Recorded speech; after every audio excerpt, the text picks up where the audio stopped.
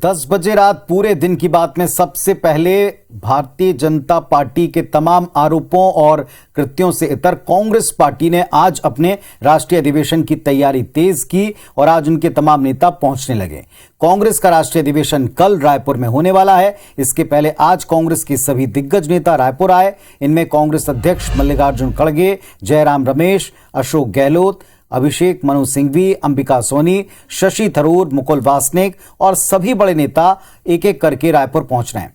Raipur airport पर सभी नेताओं का भव्य स्वागत हुआ है। सीएम भूपेश बघेल, मोहन मरकाम समेत प्रदेश सरकार के मंत्रियों ने दिग्गज नेताओं का स्वागत किया। रायपुर पहुंचे लगभग सभी नेताओं ने भाजपा की केंद्र सरकार को निशाने पर लिया। अधिवेशन में शामिल होने के लिए कांग्रेस नेता राहुल गांधी कल आएंगे। प्रियंका गांधी और सोनिया गांधी परसों इसमें शामिल हो सकते हैं। कांग्रेस के 85वें राष्ट्रीय अधिवेशन की तैयारी पूर्ण है। नवा रायपुर अधिवेशन स्थल पर 2 मंच बनाए गए हैं, जिनमें एक राजनीतिक और दूसरा सांस्कृतिक मंच है। कल सुबह 10 बजे स्टीयरिंग कमेटी की बैठक है। शाम 4 बजे सब्जेक्ट कमेटी की मीटिंग है।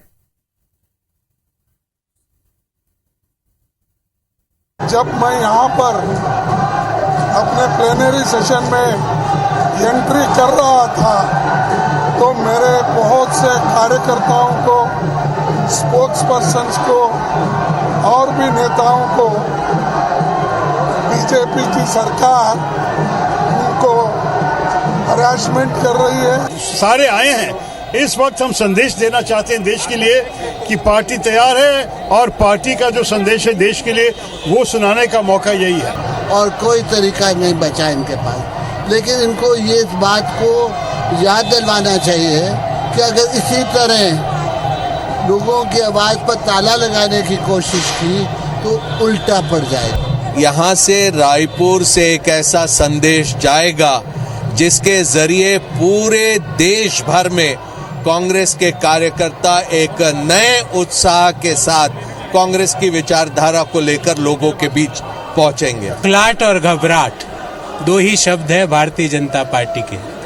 भारत जोड़ो यात्रा की कामयाबी से बौखलाहट और इस भव्य महाधिवेशन से घबराहट। अपमान कोई वो नहीं होता है, कोई क्रिमिनल ऑफेंस नहीं होता है। अपमान में मानहानि का दावा किया जाता है, उसमें पुलिस का कोई काम नहीं होता है। मेरा यह अनुभव रहा है कि वर्किंग कमेटी का बॉल बाय बॉल कमेंट्री आपको मिल जाता है। फिर भी औपचारिक तौर से 2 या 2:30 बजे अब मैं ब्रीफिंग करूंगा। स्टीयरिंग कमेटी आपको बता दूंगा क्या निर्णय लिए गए हैं। State of the country, the Modi's government, which is doing so bad in the nation, we all know what is the fate of our common man today. The 85th plenary of the Congress Party is going to resolve how the Congress Party is going to expose the anti-people policies of Modi government and expand its outreach among the people of India. और आज इस अधिवेशन में शामिल होने के लिए जब तमाम नेता दिल्ली से रवाना हो रहे थे, तभी दिल्ली एयरपोर्ट पर सारे देश का ध्यान गया। कांग्रेस के राष्ट्रीय प्रवक्ता पवन खेड़ा को फ्लाइट से उतारकर गिरफ्तार किया गया और फिर वहां से लेकर रायपुर तक हलचल मच गई। ये कांग्रेस के राष्ट्रीय प्रवक्ता पवन खेड़ा हैं, जो आपको अक्सर न्यूज चैनल्स की बहस में कांग्रेस का पक्ष रखते नजर आते हैं। आज पवन खेड़ा सुर्खियों में है क्योंकि उन्हें फ्लाइट से उतारकर दिल्ली पुलिस ने गिरफ्तार किया। पवन खेड़ा दिल्ली से रायपुर आ रहे थे।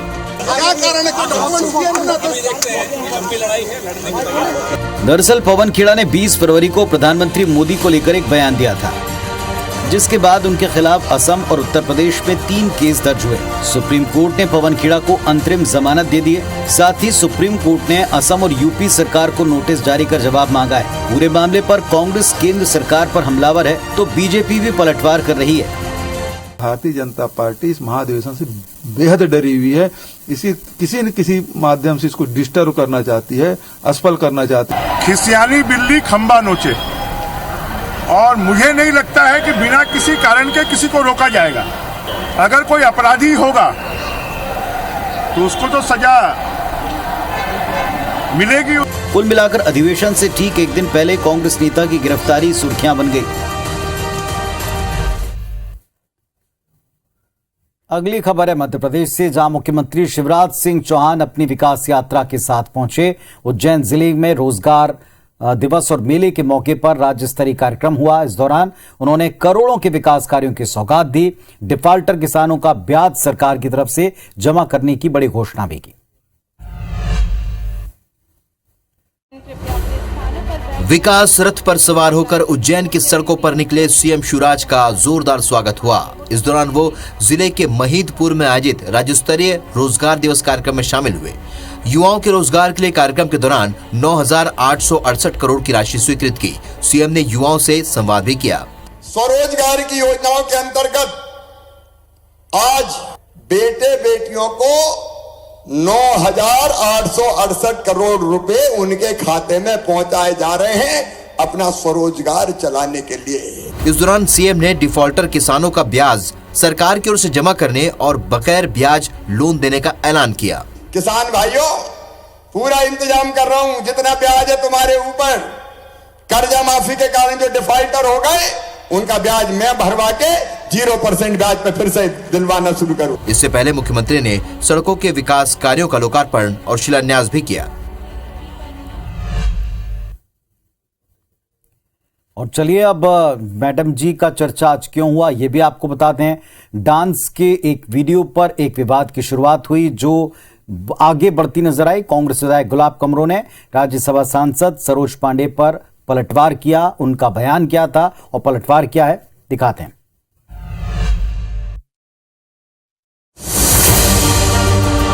ये फेसबुक पोस्ट कांग्रेस विधायक गुलाब कमरो का है। इस पोस्ट के जरिए कमरो ने राज्यसभा सांसद सरोज पांडे पर पलटवार किया है। गुलाब कमरो ने फेसबुक पोस्ट किया कि वाह मैडम जी, आप नाचो तो अच्छा। भाजपा शासन काल के दौरान दुर्ग स्टेडियम में महिलाओं की ओर से आयोजित सुआ नृत्य में तत्कालीन मुख्यमंत्री रमन सिंह, धर्मलाल कौशिक समेत अन्य मंत्री पहुंचे थे, जिसमें सरोज पांडे ने सुआ नृत्य में तत्कालीन सीएम के साथ कमर मटकाई थी। तो क्या दुर्ग स्टेडियम में मदारी नहीं थे वो?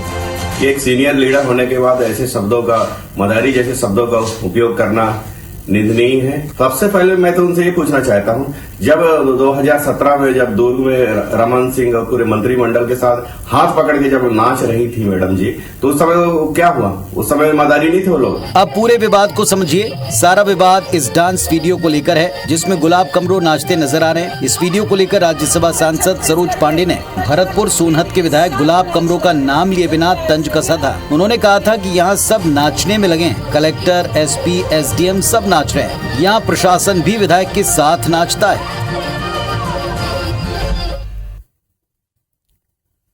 अब जरा जल जीवन मिशन को लेकर उठाए गए सवाल और जमीनी हकीकत की भी तस्वीर दिखा दें। रायगढ़ जिले में केंद्र सरकार की जल जीवन मिशन योजना का बुरा हाल है। जिले के 1407 गांव में 3.5 लाख घरों तक योजना के तहत पेयजल व्यवस्था करनी है। 2024 के अप्रैल तक का टारगेट है, लेकिन शुरुआती दौर में टेंडर में देरी और ठेकेदारों की लेट लतीफी के चलते योजना बेहद सुस्त गति से चल रही है। पीएचई विभाग अब तक 67 ठेकेदारों को नोटिस दे चुका है, लेकिन इसके बावजूद केवल 22 गांव में योजना पूरी हो पाई, जबकि 800 से अधिक गांव में काम शुरू नहीं हुआ। पीएचई के अफसर भी योजना में देरी की बात को स्वीकार करते हैं। हालांकि अधिकारियों का यह तर्क है, यह दावा है कि राशि न मिलने के कारण कार्य में देर हुई। लेट लतीफी पर लगभग 120 ठेकेदारों को नोटिस देने की बात भी वो बताते हैं।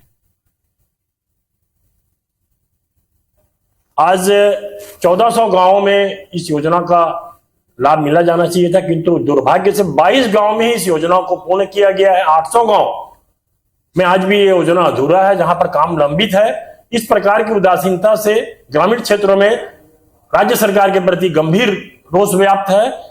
राज्य सरकार के खिलाफ भारतीय जनता पार्टी इस कृत्य की विरोध करती है। हमारे 1,50,000 FSCC के वर्क ऑर्डर हो चुके हैं। लगभग 35% का लक्ष्य प्राप्त कर लिया गया है। विगत कुछ माह से राशि के अभाव में कार्यों की प्रगति में विलंब हो रहा था। अभी हमें पर्याप्त मात्रा में राशि मिल गई है और फिर से इसके कार्यों में प्रगति आ रही है। इंदौर के महापौर पुष्यमित्र भार्गव ने गुरुवार को इंटर्नशिप विथ मेयर इसका शुभारंभ किया। इस दौरान स्क्रीनिंग और इंटरव्यू राउंड हुआ है। दरअसल देवी अहिल्या यूनिवर्सिटी में पढ़ने वाले विद्यार्थी अब इंदौर नगर निगम आईएडी और कलेक्टर के विभिन्न विभागों में इंटर्नशिप कर सकते हैं। 150 छात्र पहले बैच में इंटर्नशिप करेंगे। फिलहाल महापौर ने 45 दिन की इंटर्नशिप पीरियड निर्धारित की है और इंटर्नशिप के बाद स्टूडेंट्स का फीडबैक और इनोवेटिव आइडियाज को लिया जाएगा। स्टूडेंट नगर निगम के 42 विभागों के साथ साथ कलेक्ट्रेट के 56 विभागों में सिविल, वित्त, स्थापना, प्रशासन समेत कई विभागों में प्रैक्टिकल कार्य और ट्रेनिंग ले सकेंगे और इंटर्नशिप पूरी हो जाने के बाद इन विद्यार्थियों को प्रमाण पत्र भी मिलेगा। हालांकि निगम में नौकरी का कोई प्रावधान नहीं होगा। स्टूडेंट निर्धारित प्रक्रिया से ही निगम के रिक्रूट हो सकते हैं। फिलहाल इंटर्नशिप के लिए वो तैयार है।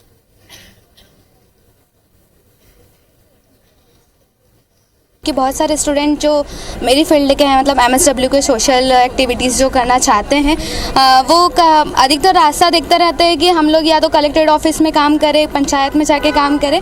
तो ये बहुत अच्छी अपॉर्चुनिटी है युवाओं के लिए। काफ़ी एक्सपीरियंस गेन करने की उम्मीद रखती हूँ मैं। This is a very nice initiative. ऐसी अपॉर्चुनिटीज़ बहुत रेयरली मिलती है एंड श्री पुष्यमित्र भार्गव जी के कारण हम लोगों को इतनी अपॉर्चुनिटी इस लेवल पर मिल रही है। तो I am very grateful for that. 300 बच्चों ने ऑनलाइन रजिस्ट्रेशन किया है इसमें, और आज इसका ओरिएंटेशन, स्क्रीनिंग और इंटरव्यू राउंड है। इसमें जितने बच्चे सिलेक्ट होंगे उनको बैचेज में लगातार 5 सालों तक इस इंटर्नशिप के प्रोग्राम को जारी रखेंगे ताकि बच्चों को ऑन फील्ड नगर निगम के, शहर के हित के कामों से सीखने को मिले और हमको भी नए आइडियाज़ मिले। निश्चित ही जो हमारी कार्यशैली है उसमें और क्या क्या वर्तमान समय में सुधार की आवश्यकता है, क्या सुझाव हो सकते हैं और ये संस्थाएं कैसे काम करती है, ऐसी युवा पीढ़ी को जानकारी मिलेगी।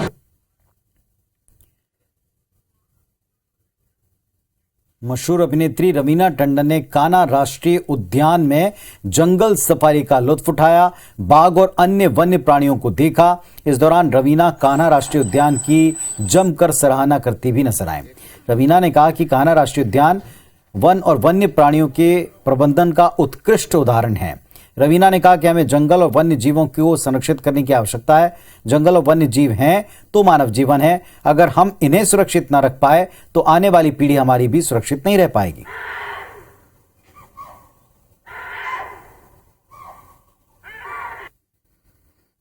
ये मध्य प्रदेश सबसे जितने बड़े पार्क्स हैं मैं समझती हूँ कि हमारे मध्य प्रदेश के स्टेट में है।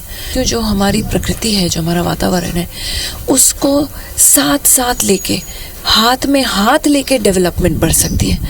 जहाँ हम इतने ऊंचे बढ़िया फ्लाईओवर्स बना रहे हैं, हमें ये जहन में रखना चाहिए कि हमें एनिमल क्रॉसिंग्स के लिए, एनिमल पासिंग के लिए ओवर पासेस बनाए यहाँ। अगली खबर है ग्वालियर से। विधानसभा के किला गेट इलाके में 240 संपत्तियों को तोड़ने के बाद अब उस इलाके को संवारने का प्रयास शुरू हो गया है। आज ऊर्जा मंत्री प्रद्युमन सिंह तोमर किला गेट का निरीक्षण करने पहुंचे। कलेक्टर, कमिश्नर, एसपी इस मौके पर मौजूद थे। प्रद्युमन सिंह तोमर लोगों से इलाके को लेकर बात करते नजर आए।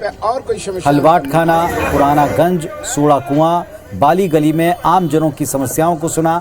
आंगनबाड़ी केंद्र पहुंचकर निरीक्षण किया।